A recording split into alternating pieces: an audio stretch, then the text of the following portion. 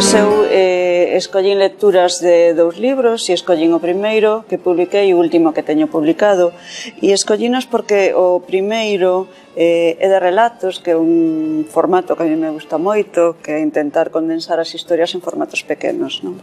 E gustoume a min particularmente ser capaz de sair ao mundo como autora pois con un libro de relatos. Entón escollín un dos relatos, vou a ler o comenzo do relato que se titula A noite que Lobo Feroz coñeceu a Groucho Marx. El era unha vez un adorable lobo feroz moi querido por todas as que o coñecían, pero sobre todo pola súa boiña, e non había nada no mundo que ela non lle daría. Unha vez regaloulle unha pequena carapucha de veludo vermello que lle quedaba tan ben que el nunca quería usar outra cousa. Lobo Feroz, ataviado coa súa fermosa e prezada carapucha vermella, atravesaba o bosque todas as noites para chegar á casiña da boiña, que se chamaba Puff, o boneco brincador, onde procuraba ansioso un rexo leñador co que esconderse no armario. Pero tamén cada noite, antes de emprender camiño, tiña que deixar rematadas as súas obrigas profesionais. Primeiro tiña que ser lido e relido, mentras sorprendía no bosque unha doce e loura rapaza, e a enganaba para que se entretivese apañando unhas vulgares margaridas. Despois volvía a botar a súa carreira para ir comer á boa e disfrazarse grotescamente ca súa roupa de dormir. De seguido mantiña esa ridícula e absurda conversa dos ollos grandes coa preciosa e sempre inxenua nena loura, para despois comela e esperar pacientemente que viñese un leñador ou un cazador para darlle o seu merecido. Ao que remataba de facer todo iso con metódica e puntillosa profesionalidade, súa nai dáballe a cestiña e dicíalle: lévalle á boiña, vai o tabaco de batea e no falso fondo, como sempre, a fariña. Vai de contado, sé discreto e non te entreteñas no camiño. Si mamá, ti tranquila, non hai fallo, contestaba Lobo Feroz, obediente e cumpridor, pois era un fillo cariñoso e ben guiado, todo bo corazón. Atravesaba o bosque media hora, sen contratempos. Nunca atopaba musculosos policías de uniforme con cara de malotes, posto que xa estaban todos no allo. Últimamente non houbera sorte e aínda non se incorporara ninguén novo co que poder facer o xogo dos rexistros e os cacheos polo camiño. Tampouco podía contar nin coa compaña, nin coa competencia de outros lobos, porque naquela parte do mundo en que unha loba guerrilleira e multitude de lobos famentos chegaran a habitar nos contos autóctonos, xa foran totalmente extinguidos. Con esa sía xa para máis de medio século que o bosque se convertera nun lugar sen vida, tremendamente aburrido, e por iso o Lobo Feroz sempre decía por chegar canto antes ao centro urbano, que era onde lle podía correr el as 1001 aventuras. No boneco brincador non recalaban máis mariñeiros que os que navegaban polas augas tranquilas das fantasías xa rebellidas. Por iso que máis abundaban eran os galáns sedutores e os heróis trasnoitados. De cando en vez tamén se deixaba caer por ali algún dragón con alento de lume ou a cuadrilla dos osos melosos. E só en moi contadas ocasións facía a súa aparición algún aventureiro de recente creación. A Lobo Feroz eran os que máis lle gustaban. A noite que coñeceu a Groucho Marx foron a noite de outono, de cando xa refrescan. El Lobo Feroz comezara a usar as carapuchas vermellas que lle chaman de entretempo. Groucho Marx, pola contra, ia coa roupa de diario, coa chaqueta escura e os lentes douradas, como de arame, e o bigote pintado con betume e o gran cigarro puro na man dereita. E así comeza este relato.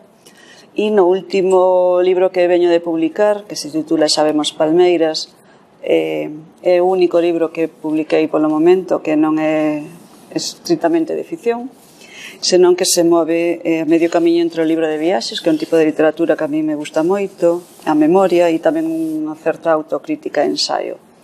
Entón, aquí sí que vou a ler o primeiro capítulo, que é moi curtiño, e que se titula Onde nacen as viaxes entre Ítaca e Arcadia Feliz. Caio na conta de que sempre viaxo cara ao leste, mas non é premeditado. Gústame pensar que de xeito fortuita vou na procura do sol. No comezo dos tempos, o meu sol viaxeiro estivo en África, nunha mitoloxía persoal construída páxina a páxina, en libros traducidos que falaban con acentos que non eran o meu e abrían portas exóticas. Así chegou a voz misteriosa dunha baronesa traxada con nome falso que andeu a pregoar que tivera unha granxa en África, ao pé dos outeiros de Non, onde o Ecuador atravesaba aquelas terras altas a un centenar de millas ao norte. Aquela señora de nome falso e vida apaixonante contaba, xa no primeiro parágrafo, que durante o día unha se podía sentir ali a gran altitude, cerca do sol, sí, do sol, e que as primeiras horas da mañá e as tardes eran límpidas e sosegadas, e as noites frías.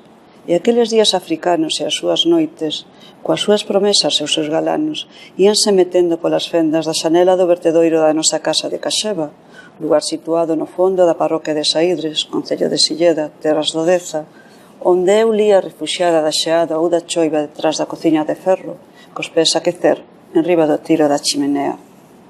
Ali queda establecido o quilómetro cero da miña Arcadia feliz, detrás desa cociña de ferro nas tardes de inverno, onde a miña África abrandía mesmo o sureste asiático, e o meu gusto polos escenarios aristocráticos metía no mesmo cartafol a granxa keniana da baronesa de nome falso e o fabuloso tren de luxo onde eu coñecín un dos detectives máis estirados e relambidos da literatura inglesa.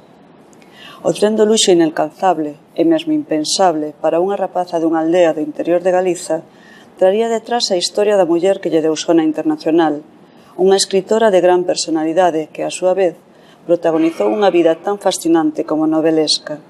E máis tarde aínda, chegarían a min outras mulleres que me habían traer noticia doutras anteriores que andaran o continente africano pegadas a un séquito de serventes que facían o camiño enriba dun baldaquino de bimbio que se bañaban na súa bañeira de zinc a tardiña e que ceaban no deserto en baixera de porcelana con cristalería e servizo de prata.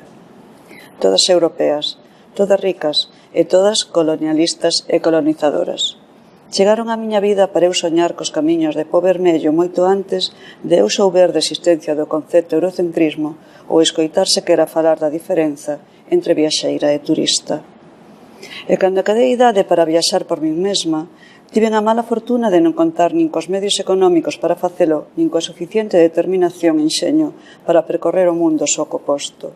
Tampouco por idade me pillou nos tempos mozos a popularización, leas abaratamento, que máis tarde traería consigo a aparición das compañías de baixo custo. Así foi que África permaneceu durante 32 longos anos no reino dos meus mitos particulares, fermosa e dormida á espera dos tempos propicios. E cando a fin puxen o pé no continente africano, ia totalmente corroída polo verme da literatura.